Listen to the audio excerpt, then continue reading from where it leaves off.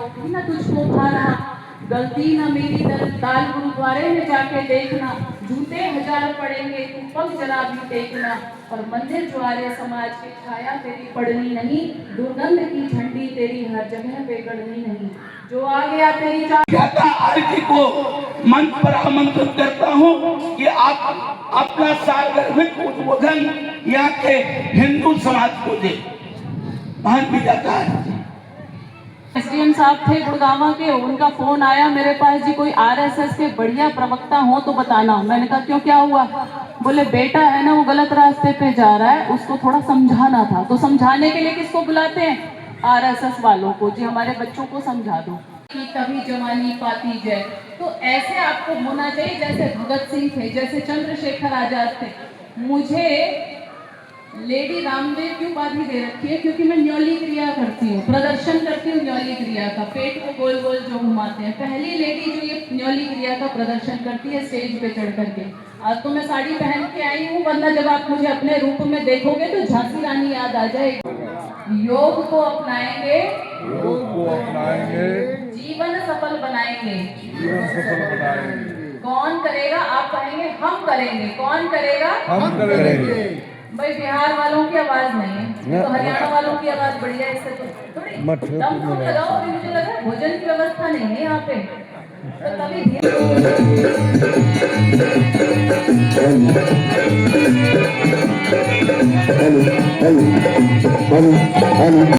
होता है।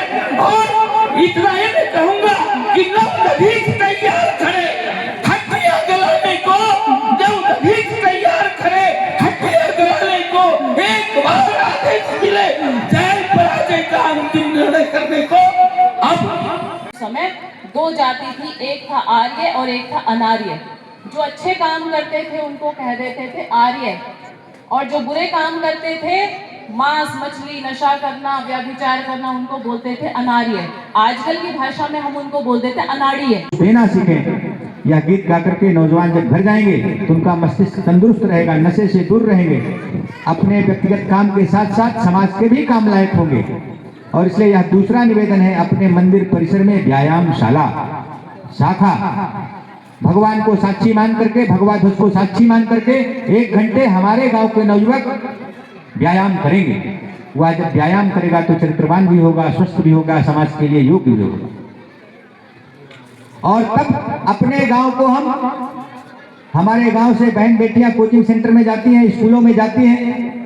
जिस माँ ने, जिस पिता ने उसको 15 वर्ष 18 वर्ष तक पाला है, वही हमारी बहन, वही हमारी बेटी किसी विधर्मी के चक्कर में फंस करके, मुसलमान ईसाई के चक्कर में फंस करके अपने घर को छोड़ने के लिए तैयार हो जाता है। हेतु जो है वह सब प्रकार से आपके पास आ गया है, और जब वो आ गया है तो आगे बात एक बची है जो करने का काम है। और इसलिए आप यहाँ पर जो सब लोग आए हैं, पढ़ा लिखा हो गया।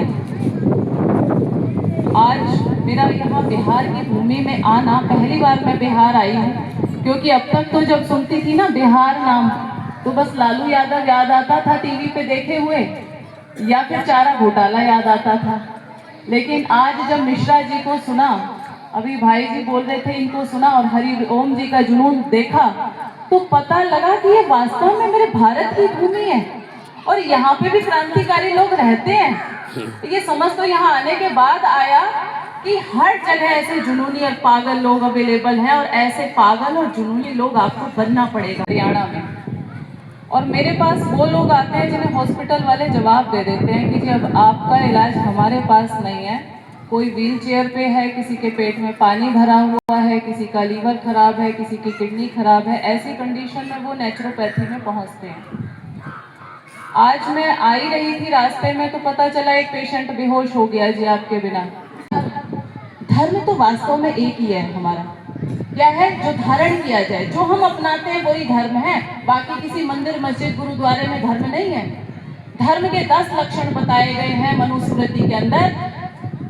धृति क्षमा दमो अस्तेयम शौचम इंद्रिय निग्रह धीर विद्या सत्यम क्रोधो दशकम धर्म लक्षणम। इनमें से जितने पर भी आप आचरण करते चले जाएंगे, उतने ही आप धार्मिक बनते चले जाएंगे, मनुष्य बनते चले जाएंगे।